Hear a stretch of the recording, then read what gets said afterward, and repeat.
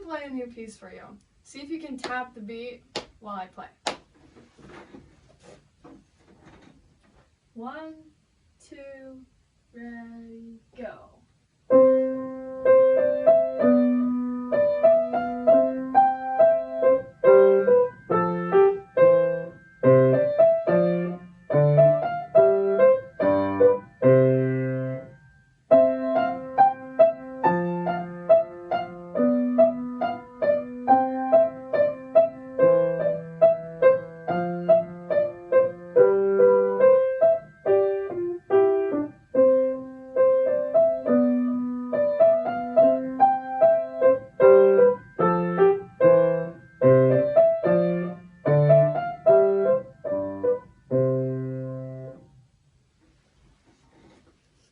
Now, to prepare to play, let's count triplets together.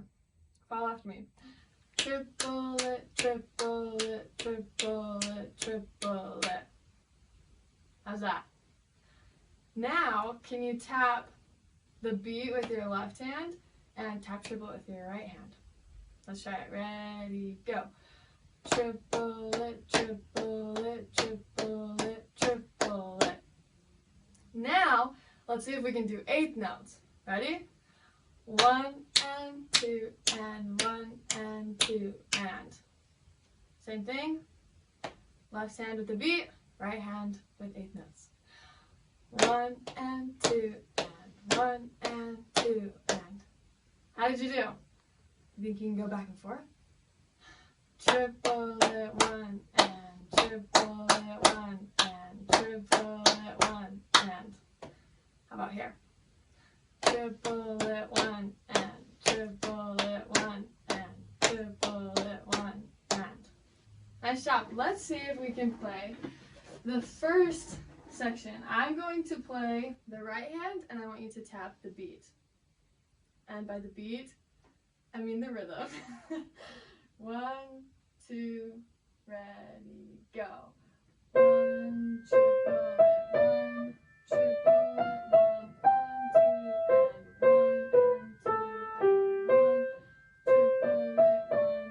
2 and 1 and 2 and 1, triplet 1, triplet 1 and 2 and 1, 2.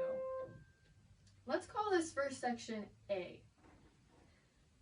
If this first section is A, where do you think B is going to be? Yeah, I agree. How about section A? Where do you see this come back? Can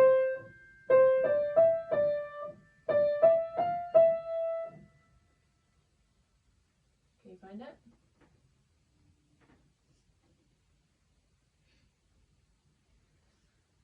Great, so let's go back and see if we can just focus on the A section. We already did the right hand. Let's do the left hand. Before we start, I want you to look at measure 5.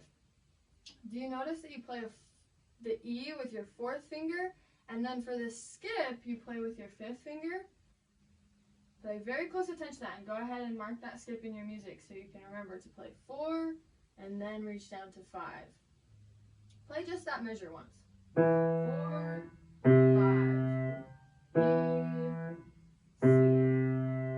Nice. Now see if you can play the left hand while I play the right hand.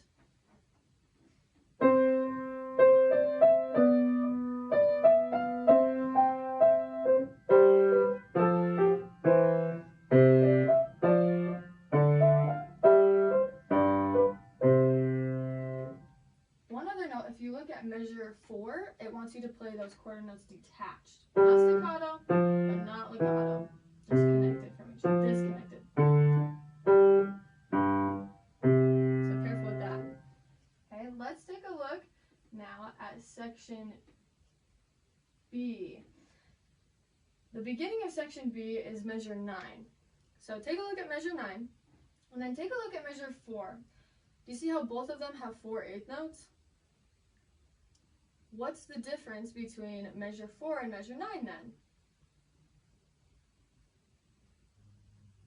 Yeah, measure 4 has 2 two-note slurs, which means these two are connected to each other, and these two are connected to each other.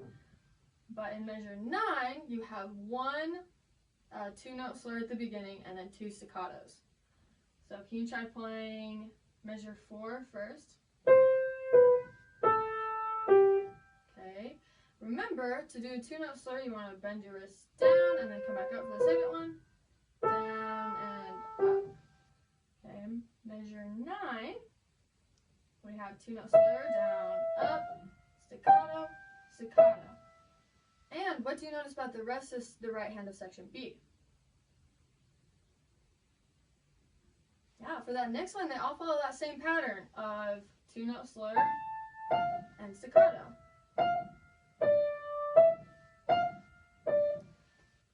It's also important to note that the B section is louder than the A section, so let's make sure that we do that as well.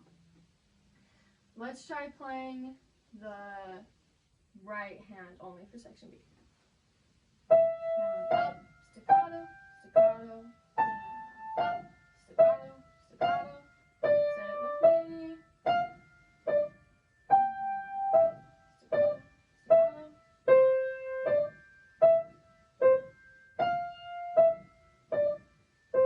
And then our pattern changes, but it's okay. Notice that at this point, your second finger crosses over your first finger to land on B, where we finish up section B.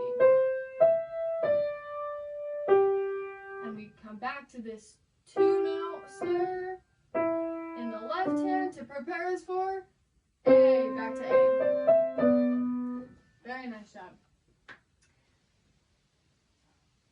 Now you can try playing the left hand with the B section. This one is a lot more simple. You have a couple finger changes. Can you find where those are?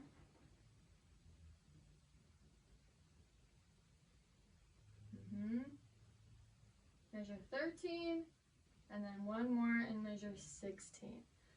So see if you can play the left hand while I play the right hand.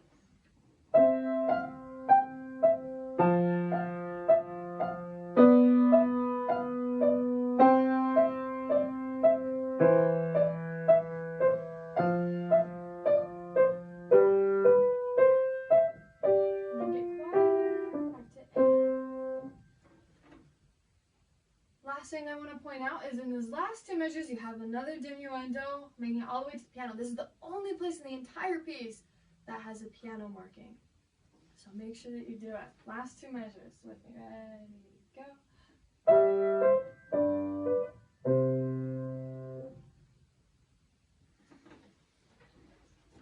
Thank you for watching. I hope that this was helpful in helping you put together Sonatina in C major. Feel free to rewatch certain sections until you get it.